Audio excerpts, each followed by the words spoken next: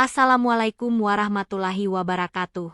Sahabat semua, selamat datang di cerita yang akan membawa kita pada perjalanan penuh inspirasi dan harapan. Kali ini, kita akan mengikuti kisah seorang bocah yatim bernama Ilham, yang hidup dalam kesederhanaan dan keterbatasan. Tapi, siapa sangka, takdirnya berubah ketika sebuah kesempatan besar datang mengetuk pintunya, berkat bantuan seorang gubernur yang baik hati. Melalui perjuangan dan tekad yang tak kenal lelah, Ilham membuktikan bahwa tidak ada yang tidak mungkin, selama kita berusaha dan percaya kepada Allah. Perjalanan ini penuh dengan tantangan, tapi juga mengajarkan kita tentang kekuatan dalam diri yang mungkin belum kita sadari. Jadi, ikuti terus cerita ini, dan mari kita ambil hikmah dari setiap langkah yang Ilham ambil. Kami sangat menghargai jika kamu bisa memberikan komentar tentang cerita ini, like jika kamu terinspirasi, dan subscribe untuk mendapatkan cerita-cerita lainnya yang penuh dengan makna. Terima kasih telah bergabung, dan selamat menyimak kisah Ilham yang penuh perjuangan ini. Di sudut kota yang hiruk-pikuk, di balik jalan besar dan deretan bangunan tinggi, ada satu lorong sempit yang jarang disadari orang. Di ujung lorong itu, berdiri sebuah gubuk reot dari bambu tua dan seng karatan. Tiang penyangganya condong, dindingnya penuh lubang, dan atapnya hanya bertahan karena tambalan plastik dan karung bekas. Disitulah Ilham tinggal. Ilham baru berusia 10 tahun.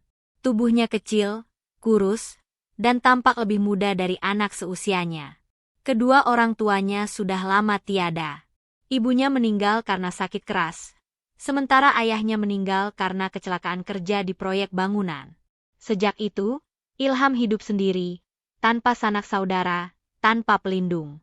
Setiap pagi, Ilham akan berjalan kaki menyusuri gang dan jalan besar, membawa karung bekas yang lebih besar dari tubuhnya. Ia mencari botol plastik, kardus, atau kaleng yang bisa dijual ke pengepul. Kadang ia mendapat Rp5.000, kadang tidak sama sekali. Tapi Ilham jarang mengeluh. Matanya menyimpan kekuatan yang aneh, seolah dunia yang keras tidak mampu menghancurkan semangat kecilnya. Di malam hari, Ilham tidur beralaskan tikar tipis di lantai tanah. Bila hujan turun, air menetes dari atap dan menggenangi sebagian lantai.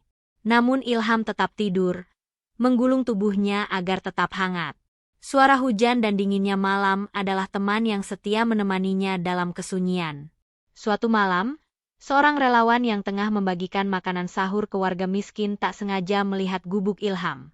Ia menghentikan langkah saat mendengar suara batu kecil dari dalam. Perlahan, ia mengintip dan melihat Ilham yang sedang tidur memeluk karung lusuh. Tubuhnya menggigil, dengan tikar yang sudah basah setengahnya. Tanpa pikir panjang, relawan itu mengeluarkan ponsel, merekam keadaan sekitar, lalu membagikannya ke media sosial dengan satu kalimat pendek. Anak ini tidur di bawah hujan, sendirian, dan tetap tersenyum.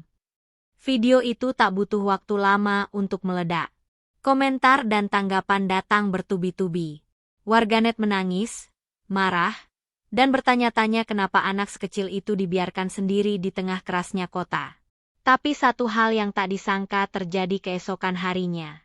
Video itu sampai ke tangan orang yang memiliki kuasa besar untuk mengubah hidup Ilham. Dan saat itulah segalanya mulai berubah. Perlahan namun pasti.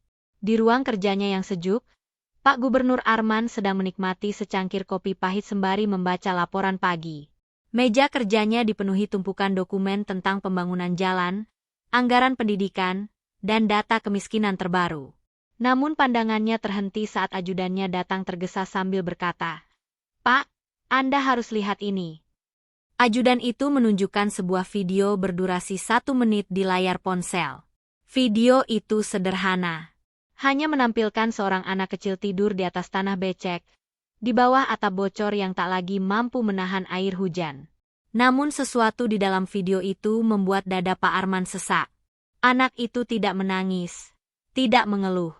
Ia hanya tidur, memeluk erat karung lusuhnya, seolah tak pernah berharap lebih dari sekadar malam yang tidak terlalu dingin. "Siapa anak ini?" tanya Pak Arman pelan, matanya tak lepas dari layar. "Kami sedang telusuri, Pak. Sepertinya dia tinggal di kawasan belakang Pasar Guntur. Gubuk liar, tak tercatat di data kami." Pak Arman berdiri dari kursinya. Tatapannya berubah tajam. Siapkan mobil. Saya ingin bertemu dia hari ini juga. Jangan buat alasan. Ajudan mengangguk cepat, lalu memerintahkan tim untuk bergerak. Di sisi lain kota, kabar bahwa Pak Gubernur akan turun langsung membuat suasana heboh. Beberapa wartawan mencium kabar itu dan mulai bergerak menuju lokasi. Namun tak ada yang tahu siapa sebenarnya anak kecil dalam video itu. Sementara itu, Ilham baru saja kembali ke gubuknya dengan karung berisi kardus basah dan beberapa botol. Perutnya belum terisi apapun sejak pagi. Ia duduk di depan gubuk, menatap langit yang mulai mendung. Hujan mungkin akan turun lagi, dan malam akan terasa lebih dingin. Namun sore itu berbeda. Dari kejauhan, suara langkah dan cahaya kamera mulai memenuhi gang sempit. Warga keluar, penasaran. Ilham bangkit berdiri dengan bingung saat melihat beberapa orang berseragam dinas datang mendekat. Salah satu dari mereka berjongkok, menatapnya dengan lembut. "Namamu siapa, Nak?" "Ilham," jawabnya pelan. Suaranya nyaris tenggelam oleh suara hujan pertama yang mulai turun. Tak lama kemudian, dari balik rumunan, muncul sosok berkemeja putih bersih dengan pin gubernur di dadanya. Semua mata tertuju padanya. Ia tidak berkata banyak, hanya menatap Ilham lama. Kemudian, tanpa basa-basi, ia melepas jaketnya dan menyelimuti tubuh kecil Ilham. Hari itu, Ilham belum mengerti siapa yang datang padanya. Tapi pelukan hangat dan tatapan mata yang penuh kasih itu membuatnya merasakan sesuatu yang sudah lama hilang, rasa aman. Dan hari itu juga, tanpa ia sadari, babak baru dalam hidupnya akan dimulai. Setelah pelukan itu, semua orang terdiam. Hanya suara rintik hujan dan kilat kamera yang terdengar. Pak Gubernur Arman berdiri tegak di hadapan gubuk yang nyaris roboh itu. Ia menatap sekeliling, melihat tiang penyangga yang retak, dinding yang bolong, dan sehelai tikar tipis yang basah di sudut ruangan. Napasnya tertahan. Anak sekecil ini tidak seharusnya tidur di tempat seperti ini. Ucapnya tegas. Suaranya lirih tapi terdengar jelas oleh semua yang hadir. Ilham berdiri kaku. Tubuh kecilnya masih diliputi ketakutan. Ia tidak tahu siapa pria ini, mengapa banyak orang tiba-tiba datang membawa kamera, dan kenapa semua orang menatapnya seperti melihat sesuatu yang berharga. Seorang wanita dari dinas sosial mendekat, membungkuk dan membisikkan pada Ilham. "Nak, jangan takut. Kami akan membawamu ke tempat yang lebih baik. Kamu tidak akan tidur kedinginan lagi." Ilham menunduk. Tangannya memegang erat karung lusuh yang selalu dibawanya kemanapun. Itu satu-satunya benda yang tersisa dari ayahnya. Ia mengangguk pelan. Pak Gubernur memberi isyarat, dan Ilham pun diarahkan naik ke dalam mobil dinas berwarna hitam yang menunggu di ujung gang. Di dalam mobil, bau harum pengharum ruangan dan jok kulit empuk terasa asing bagi Ilham. Ia duduk diam, memeluk karungnya, menatap jendela dengan mata bingung dan waspada. Perjalanan itu terasa singkat. Mereka berhenti di sebuah rumah singgah milik pemerintah, tempat anak-anak jalanan biasa dirawat. Tapi kali ini, perintah Pak Gubernur berbeda. Ilham tidak hanya dititipkan. Ia akan mendapatkan perhatian khusus. Tim medis sudah menunggu. Seorang dokter muda memeriksa tubuh Ilham. Matanya sempat berkaca-kaca saat melihat banyak bekas luka kecil dan memar di tangan bocah itu. Seorang perawat memakaikan pakaian bersih padanya, lengkap dengan jaket hangat dan sandal baru. Ilham hanya diam, masih belum percaya dengan semua yang terjadi. Di ruang lain, Pak Gubernur berbicara serius dengan kepala rumah singgah dan pejabat dinas sosial. "Anak ini harus sekolah. Lengkapi semua kebutuhannya. Kalau perlu, saya akan pantau langsung. Jangan biarkan dia kembali ke jalan." Malam itu, untuk pertama kalinya setelah sekian lama, Ilham tidur di atas kasur empuk. Di ruangan kecil tapi bersih, dengan lampu redup dan suara lembut murotal yang mengalun dari pengeras suara. Ia menggenggam selimut tebal dan menatap langit-langit. Untuk pertama kalinya, ia tak mendengar suara tikus di atap atau angin dingin dari celah dinding. Matanya perlahan terpejam. Namun jauh di lubuk hatinya, masih ada rasa takut bahwa ini semua hanya mimpi. Dan di tempat lain, Video tentang penyelamatan Ilham terus menyebar. Jutaan orang menontonnya. Nama Ilham menjadi pembicaraan. Tapi masih ada satu kejutan lagi yang belum datang. Satu kejutan yang akan mengubah bukan hanya hidup Ilham, tapi juga banyak orang di sekelilingnya. Pagi itu, sinar matahari menyusup masuk ke kamar kecil di rumah singgah. Ilham terbangun perlahan. Matanya terbuka perlahan seperti anak kecil yang baru belajar mempercayai bahwa dunia bisa menjadi tempat yang ramah. Ia bangkit duduk, memandangi sekeliling, lalu memegang selimut tebal yang hangat di pangkuannya. Tak lama kemudian, seorang wanita parubaya masuk ke dalam kamar sambil tersenyum. Ia membawa nampan berisi sarapan. Nasi hangat, telur rebus, dan segelas susu putih. Ilham menatapnya tanpa bicara. "Makan dulu ya, Nak. Tenagamu harus kuat," ujar wanita itu lembut. Ilham mengangguk pelan. Di sela-sela suapannya, ia sempat bertanya pelan, "Apa aku boleh tetap tinggal di sini?" Wanita itu tak langsung menjawab. Ia hanya mengelus kepala Ilham dan berkata, "Semua anak berhak hidup dengan layak. Termasuk kamu." Di tempat lain, Pak Gubernur Arman sedang duduk dalam pertemuan bersama timnya. Mereka membahas program pemulihan anak-anak jalanan yang tak terdata. Kisah Ilham telah menggugah hati banyak orang. Donasi mengalir dari masyarakat, bahkan beberapa pengusaha besar mulai tertarik membantu. Namun pagi itu, ada seseorang yang datang ke rumah singgah tanpa pemberitahuan. Seorang pria tua dengan janggut putih rapi dan peci lusuh berdiri di depan pagar. Ia membawa tas kain di pundaknya dan selembar foto kusam di tangan. "Saya mencari anak ini," katanya kepada petugas di pos depan.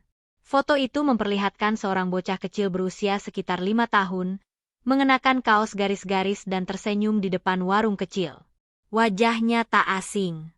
Petugas itu menatapnya lama, lalu mengangguk. "Tunggu sebentar." Beberapa menit kemudian, Ilham muncul, masih mengenakan baju rumah singgah berwarna biru muda. Matanya membelalak saat melihat pria tua itu. Wajah itu samar, tapi ada sesuatu yang hangat dan menggetarkan di dada Ilham. Pria tua itu mendekat perlahan, menatap Ilham lekat-lekat. "Kamu, Ilham, ya?" Ilham mengangguk. Tangannya gemetar. "Ayahmu dulu sering main ke masjid tempat saya jadi marbot. Ini foto terakhir kalian sebelum ayahmu meninggal," ucap pria itu sambil menyerahkan foto tua yang sama. Ilham menatap foto itu lama. Matanya berkaca-kaca. "Aku ingat, aku pernah duduk di warung itu." Pria itu tersenyum lebar. "Kalau begitu, kamu juga pasti ingat pesan ayahmu. Kalau suatu hari kamu susah, datanglah ke masjid. Cari Pak Syamsul."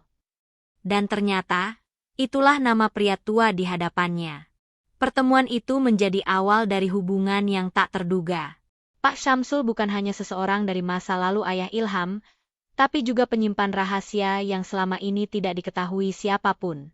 Termasuk tentang siapa sebenarnya Ilham, dan warisan kecil yang pernah dititipkan ayahnya sebelum wafat. Namun belum semuanya terbuka. Masih ada satu perjalanan lagi yang harus dilalui, dan satu kejutan besar yang akan membuka mata semua orang. Setelah pertemuan haru itu, Pak Syamsul membawa Ilham ke masjid tua tempat ia mengabdi selama lebih dari 20 tahun. Masjid itu berdiri kokoh di tengah perkampungan sederhana, dengan menara pendek dan dinding putih yang mulai kusam. Tapi suasananya tenang dan damai, seperti menyimpan banyak cerita. Ilham memandangi tiap sudut masjid dengan perasaan asing namun akrab. Udara di dalamnya terasa hangat, bukan hanya karena matahari pagi, tapi karena kenangan yang perlahan bangkit dari balik ingatannya yang lama terkubur. "Dulu kamu sering lari-lari di lorong itu sambil bawa bola plastik," kata Pak Syamsul sambil menunjuk sudut serambi. Ilham diam. Bibirnya mulai membentuk senyum. Di dalam masjid, Pak Syamsul mengajak Ilham ke mimbar. Lalu ia menarik sajadah tebal yang tampak seperti sudah lama tak digeser. Di bawahnya, terdapat sebuah papan kayu yang agak longgar. Dengan pelan, Pak Syamsul mencongkelnya, dan muncullah sebuah kotak kayu tua yang dibungkus kain hijau lusuh. "Inilah yang dititipkan ayahmu sebelum beliau wafat," ia berkata, Kalau anakku datang ke sini, tolong serahkan ini padanya, ujar Pak Syamsul pelan. Dengan tangan gemetar, Ilham membuka kotak itu. Di dalamnya ada beberapa lembar surat tua, satu foto keluarga yang nyaris pudar, dan sebuah buku tabungan dengan nama Samsudin bin Rifai, nama ayahnya. Pak Syamsul melanjutkan, ayahmu dulu kerja jadi penjaga gudang di pabrik. Diam-diam ia sisihkan sebagian gajinya untuk masa depanmu. Tapi ia tak sempat menyerahkan semuanya langsung sebelum kecelakaan itu terjadi. Ilham membaca surat-surat itu perlahan. Di tiap helai kertas, tertulis pesan-pesan penuh cinta. Nasihat tentang hidup, tentang sabar, dan tentang betapa Allah tak pernah meninggalkan hambanya meski dalam keadaan paling gelap. Air mata menetes pelan dari pipi Ilham. Untuk pertama kalinya dalam hidupnya, ia merasa benar-benar dikenali. Bukan sebagai anak jalanan, bukan sekadar yatim piatu, tapi sebagai anak dari seorang ayah yang sangat menyayanginya dan mempersiapkan sesuatu untuk masa depannya. Tak lama setelah itu, Pak Gubernur dihubungi oleh pihak rumah singgah tentang penemuan kotak tersebut. Kabar ini kembali menjadi sorotan media. Tapi bukan lagi karena kisah tragis, melainkan karena munculnya harapan. Donasi yang semula datang karena rasa kasihan, kini berubah menjadi bentuk dukungan. Ilham tak lagi dilihat sebagai simbol penderitaan, melainkan simbol kekuatan, kesetiaan, dan janji seorang ayah yang tak lekang oleh waktu. Namun, belum semuanya berakhir.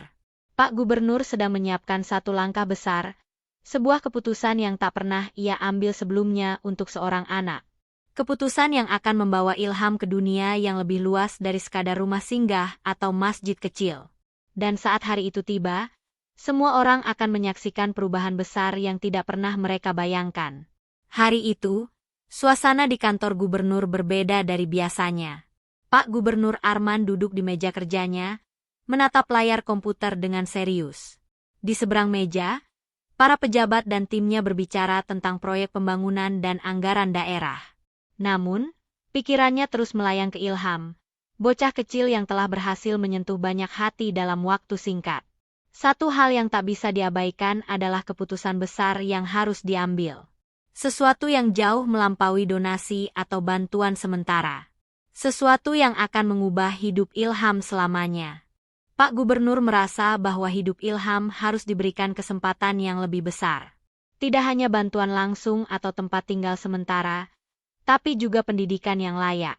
Ia bertekad untuk memberikan jalan yang lebih luas bagi Ilham agar bisa berkembang. Namun, keputusan ini tidaklah mudah. Banyak pihak yang bisa saja menentang ide ini. Di sisi lain, Ilham, meski telah mulai merasa nyaman di rumah singgah, tak tahu apa yang sedang dipersiapkan untuknya. Ia masih merasa kebingungannya terhadap dunia yang begitu luas dan tak pernah ia kenal sebelumnya. Hidupnya yang dulu serba kekurangan, sekarang mulai berubah. Dan ia mulai terbiasa dengan makanan hangat, pakaian yang bersih, dan teman-teman baru yang perhatian padanya. Pada hari yang sama, sebuah mobil dinas mewah berhenti di depan rumah singgah. Pak Gubernur turun dengan senyum yang penuh harapan. Ilham yang sedang bermain dengan teman-temannya di halaman langsung berdiri dan menatap ke arah mobil tersebut. Saatnya, ujar Pak Gubernur kepada timnya. Mereka berjalan bersama menuju Ilham yang tengah terheran-heran. Iya, Nak. Kami sudah mempersiapkan semuanya. Ada yang ingin saya bicarakan denganmu, kata Pak Gubernur, sambil tersenyum ramah. Ilham, meski sedikit gugup, mengikuti langkah Pak Gubernur menuju ruang tamu. Di sana sudah menunggu beberapa orang dari Dinas Pendidikan dan lembaga sosial yang mendukungnya. Pak Gubernur duduk di kursi yang sudah disediakan. Ilham, selama ini kamu sudah banyak menerima bantuan. Tapi kini, ada sesuatu yang lebih besar untukmu. Kami ingin memberimu kesempatan untuk melanjutkan pendidikanmu di sekolah internasional. Tidak hanya itu, kamu juga akan mendapat tempat tinggal yang nyaman. Kami akan mengurus semua kebutuhannya, dari mulai biaya sekolah hingga kebutuhan lainnya. Ilham mendengarkan dengan mata yang terbelalak. Semua yang terdengar begitu asing dan besar baginya. Sekolah internasional, tempat tinggal yang nyaman, semua itu terdengar seperti mimpi. Tapi Pak Gubernur melanjutkan, ini adalah kesempatan yang sangat berharga. Kamu akan mendapatkan pendidikan terbaik yang bisa mempersiapkan masa depanmu. Aku ingin kamu menjadi contoh bagi banyak orang, bahwa tidak ada yang tidak mungkin di dunia ini jika kita mau berusaha dan percaya pada kesempatan. Ilham terdiam lama, tak bisa berkata-kata. Hatinya dipenuhi berbagai perasaan. Rasa syukur, kebingungan, dan tentu saja, harapan yang baru pertama kali ia rasakan. Pak Gubernur Arman melihat perubahan ekspresi Ilham, lalu berkata dengan penuh keyakinan, "Kamu tidak perlu takut, Nak. Semua ini akan membantu kamu mencapai apa yang ayahmu inginkan untukmu. Ini adalah perjalanan baru yang penuh dengan peluang." Ilham mengangguk perlahan, meski masih merasa tidak percaya bahwa dirinya kini berada di ambang perubahan besar. Tidak ada lagi gubuk tua, tidak ada lagi tidur kedinginan, dan yang paling penting, tidak ada lagi rasa kesepian yang mengurungnya. Perjalanan baru ini akan penuh tantangan, tapi dengan dukungan yang semakin besar, Ilham mulai menyadari bahwa masa depan tak lagi gelap. Semua yang terjadi, mulai dari gubuk rusak hingga pertemuan dengan Pak Gubernur, membawa pada satu titik, kesempatan untuk meraih masa depan yang lebih cerah. Namun, perjalanan Ilham ternyata masih jauh dari selesai. Keputusan besar ini hanyalah langkah awal menuju cerita yang lebih luar biasa. Setelah pengumuman besar itu, kehidupan Ilham berubah secara drastis. Dalam hitungan minggu, ia dipindahkan ke sekolah internasional dengan fasilitas yang belum pernah ia impikan. Buku-buku pelajaran yang rapi, guru-guru yang perhatian, dan teman-teman baru yang sopan mulai mengisi hari-harinya. Namun, dunia baru ini tak semudah yang ia bayangkan. Pada awalnya, Ilham merasa seperti ikan yang terlempar jauh dari kolamnya. Ia merasa asing dengan semua yang ada di sekitarnya. Bahasa, cara bicara teman-temannya, bahkan cara berpakaian mereka, semuanya terasa sangat jauh dari kehidupannya yang dulu. Teman-temannya di sekolah berasal dari berbagai latar belakang, dengan kehidupan yang jauh berbeda dari kehidupannya yang sederhana. Di hari pertama, Ilham duduk di bangku belakang kelas. Ia mendengarkan para siswa lain berbicara dengan lancar dalam bahasa Inggris, sedangkan ia hanya bisa mengangguk-ngangguk. Meskipun ia tahu sedikit tentang bahasa ini, kenyataan bahwa ia berada di tempat yang jauh lebih tinggi dari apa yang pernah ia bayangkan membuatnya merasa kecil. Seiring berjalannya waktu, Ilham mulai beradaptasi. Ia belajar bahasa Inggris lebih giat, bahkan meminta bantuan dari beberapa teman yang lebih pintar. Satu hal yang tak pernah ia lupakan adalah nasihat dari Pak Gubernur. Ilham, hidup itu bukan tentang tempat atau keadaan, tapi tentang bagaimana kita menggunakan kesempatan yang ada, kata Pak Gubernur ketika mereka berbicara beberapa waktu lalu. Ilham mulai memahami maksudnya. Di sekolah, ia berusaha lebih keras, meski terkadang ia merasa lelah dan cemas. Banyak hal yang tak bisa ia kejar dengan mudah. Namun, semangatnya untuk membuktikan bahwa ia bisa berubah menjadi lebih baik semakin kuat. Namun, hidup di dunia baru ini tak hanya tentang belajar dan beradaptasi. Ilham harus menghadapi tantangan baru yang datang tak terduga. Suatu hari, seorang teman sekelasnya, Rina, mulai mendekatinya. Rina adalah anak dari keluarga kaya, terkenal dengan sifatnya yang baik hati, namun juga agak impulsif. Suatu kali, Rina mengajak Ilham untuk ikut dalam sebuah acara sosial di luar sekolah, acara yang dihadiri oleh orang-orang penting dan berpengaruh. Ilham, kamu harus ikut. Ini kesempatan bagus untuk memperkenalkan diri lebih luas, kata Rina antusias. Ilham, meskipun ragu, akhirnya setuju.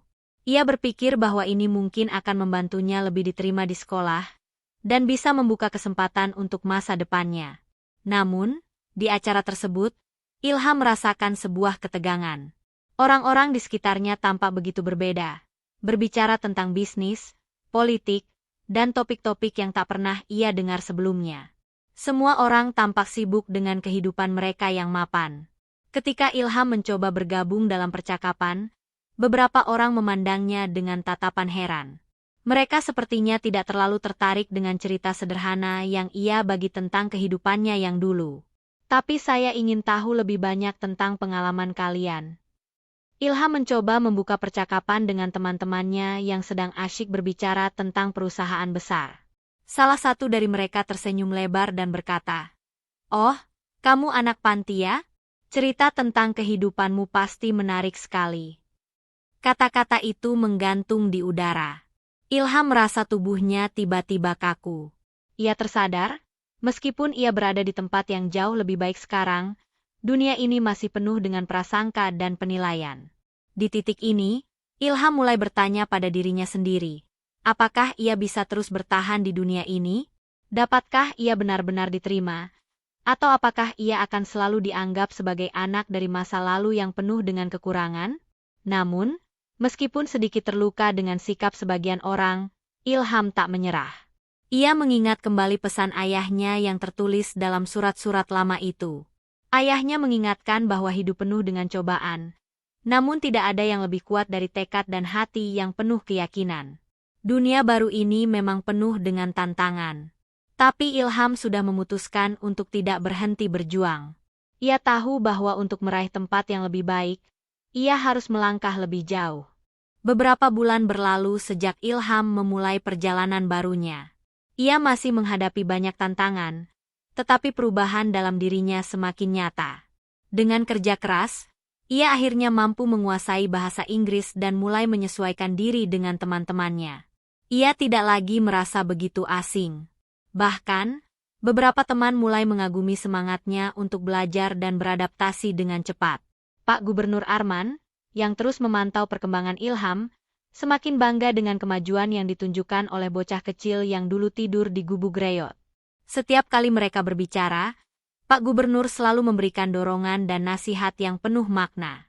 Namun, sebuah kejutan besar datang ketika Ilham diundang untuk ikut serta dalam sebuah kompetisi ilmiah antar sekolah tingkat nasional. Di kompetisi ini, setiap peserta harus mempresentasikan proyek yang memadukan pengetahuan ilmiah dengan kreativitas. Ilham merasa ini adalah kesempatan besar untuk membuktikan bahwa dia lebih dari sekadar anak yatim yang dulunya hidup di gubuk. Dengan bantuan teman-temannya, Ilham mengerjakan proyek tentang energi terbarukan yang ramah lingkungan. Meskipun awalnya ia merasa ragu, lambat laun ia menjadi semakin percaya diri. Setiap malam, ia bekerja keras di perpustakaan, membaca buku, dan berlatih presentasi di depan cermin. Hari yang ditunggu pun tiba.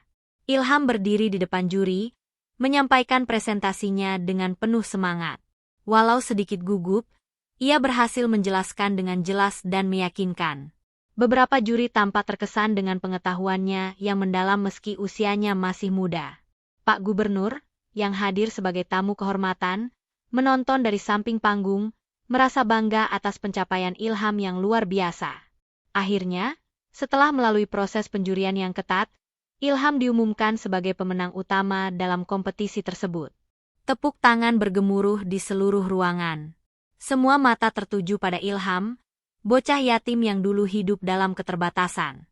Kini, ia berdiri dengan senyuman bangga, mengenakan medali emas yang melambangkan usaha keras dan tekad yang tidak pernah padam. Pak Gubernur Arman naik ke panggung dan menyerahkan penghargaan kepada Ilham. "Ini adalah kemenangan bagi kamu, Ilham. Kamu sudah membuktikan bahwa tidak ada yang mustahil jika kita berusaha dengan sungguh-sungguh," katanya dengan penuh kebanggaan. Ilham, dengan hati yang penuh rasa terima kasih, menatap penghargaan itu. Ia tahu bahwa ini bukan hanya untuk dirinya, tetapi untuk ayahnya yang sudah tiada, dan untuk semua orang yang telah membantu serta mempercayainya. Ia telah menjalani perjalanan yang panjang, dan kini, ia berdiri di puncak, siap untuk melangkah lebih jauh lagi. Hari itu, Ilham menyadari bahwa kehidupan yang dulunya penuh dengan kesedihan dan penderitaan kini telah berubah menjadi kisah yang penuh dengan harapan dan kemungkinan. Dari gubuk hancur ke podium prestasi, dari anak yatim yang terlupakan menjadi pahlawan masa depan. Semua berkat kemurahan hati Pak Gubernur dan kesempatan yang diberikan kepadanya. Kehidupan memang tak selalu mudah, namun bagi Ilham, ia tahu bahwa dengan tekad dan kerja keras, ia bisa mengubah takdirnya. Ini baru permulaan dari kisah yang lebih besar. Cerita ini mengajarkan kita bahwa tidak ada yang tidak mungkin bagi seseorang yang memiliki tekad dan usaha keras. Seperti yang tertera dalam Al-Quran. Sesungguhnya Allah tidak merubah keadaan suatu kaum sampai mereka merubah keadaan yang ada pada diri mereka sendiri. Quran Surat Ar-Ra'd 11. Ilham, dengan segala keterbatasannya, berhasil merubah hidupnya karena ia tidak menyerah, dan terus berusaha meskipun dihadapkan pada banyak kesulitan. Ini mengingatkan kita bahwa perubahan itu dimulai dari dalam diri kita, dari kemauan dan usaha yang tidak kenal lelah. Pernyataan, cerita ini adalah karya fiktif yang dibuat seolah nyata untuk diambil hikmahnya. Kami berharap cerita ini dapat memberi inspirasi dan motivasi bagi siapa saja yang membacanya. Terima kasih telah mengikuti cerita ini. Jangan lupa untuk memberikan komentar, like, dan subscribe jika kalian menikmati cerita ini. Semoga dapat memberikan manfaat dan semangat bagi kita semua.